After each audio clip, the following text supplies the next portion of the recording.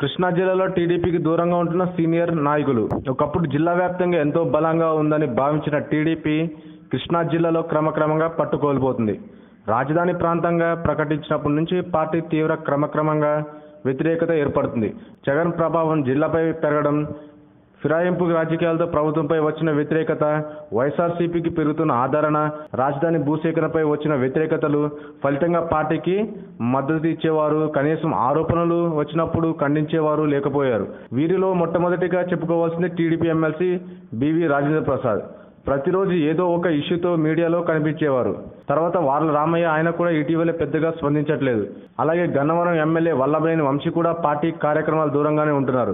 సీఎంతో కూడా ఈయన అట్టిముట్టినట్టు వ్యవహరిస్తున్నారని సమాచారం. జిల్లా పార్టీ ఎమ్మెల్యేగా ఉన్న వంశీ ముఖ్యంగా చంద్రబాబు విదేశాలకు వెళ్ళినప్పుడు సాగనంపడం, వచ్చినప్పుడు స్వాగతం పలకకుండా ఉండడం గమనార్హం. ఇదంతా చంద్రబాబు స్వయంగా చేసుకున్నదే అంటున్నారు సొంత పార్టీ నాయకులు.